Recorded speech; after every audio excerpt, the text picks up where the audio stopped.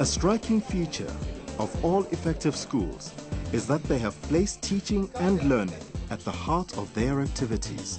Learners know that all activity at school is directed towards the extension and improvement of their knowledge, skills, attitudes, and values. In this section, we are going to listen to teachers talking about the quality of teaching and learning and educator development, curriculum provision and resources, and learner achievement. I like mainly the subjects and the way the teacher teaches it to us. They make it, how can I say, exciting. Every day we learn something new and in a different way. I know that my teachers, they are well prepared. When the teacher don't know the answer, she makes sure that you go outside and when looking for research, then she comes back to us. The culture of teaching and learning is really clear and evident. When you get into the classes, teachers are teaching, learners are learning, and the teachers are really doing their best. I believe that we need to stick to this policy of if in class teach, because basically the reason why we are here is to teach these learners and not do any other thing other than our calling, which is teaching. Once we are in our classes, we need to manage our time so that the learners can benefit maximally from our presence in their classes. You know, merely sitting in class and marking and doing all sorts of things won't actually bear the fruits. I think one thing that I would like to start off with is the myth that teaching is a half-day job. If you're a real teacher, you work almost 24 hours. You should be. It's all about planning. No teacher can go into a classroom without doing some sort of planning at least, no matter what lesson you're teaching. And then the follow-up after that. You have to be able to stand there and realize, I did get through to my learners.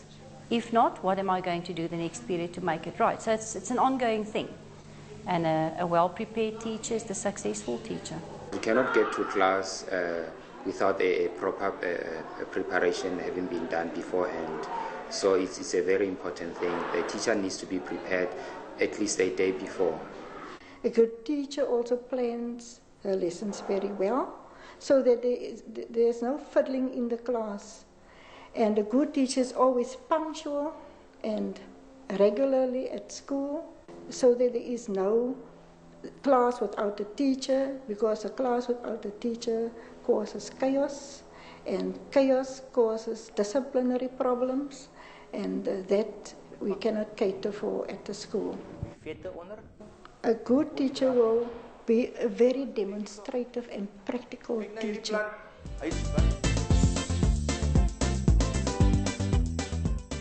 We do not just sit and say things will happen. We do go out and find out from others if maybe we have got some problems, because change is a bit hard. So you cannot change by yourself. You have to adapt. Whenever there are workshops, we are one school that attends every workshop. There is no workshop that we do not attend. Our subcommittee focuses on ensuring a good quality of teaching taking place within the confines of the classroom. And a component of our committee is to focus upon educator development as a whole, getting teachers motivated, ensure that their time management, stress levels are okay, and also looking at effective teaching within the classroom.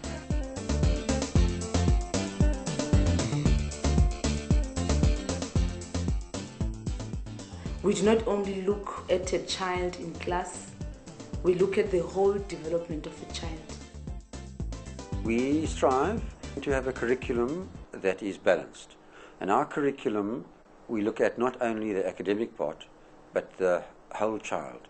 And so we have the heart, which is our cultural activities, our body, which is our physical activities, constituting our extramural activities, a vital aspect of our education philosophy. And then in the classroom, the soul, the pastoral side, the spiritual development, and the discipline of the child, and of course the brain the academic side. And so there are 4 parts to our education philosophy that we try to institute all the time. And our expectation is complete.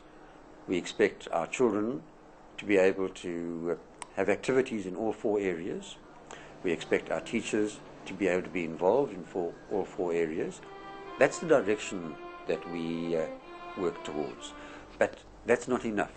There must be a management put into place in order to ensure that that direction actually makes progress. And so I have every Monday a meeting of my executive. The executive consists of teachers who have applied for particular positions. So there are 9 areas, 4 on the learner curriculum, 5 on the management.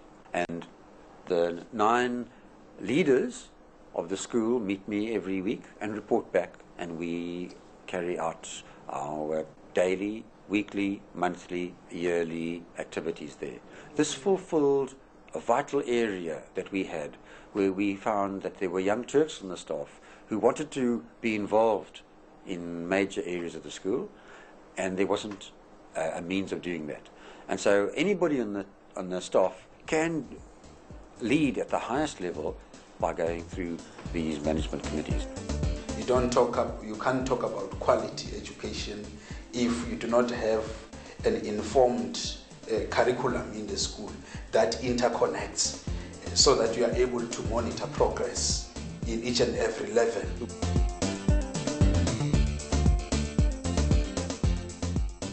And I don't think I would want to be at any other school. At Kimberley Girls High, we've all received so many opportunities that we wouldn't receive at other schools, not only culturally, but also academically and in the sports field, because Mrs. Hugo believes if something is done, it has to be done perfectly. The good result is not about grade 12 only.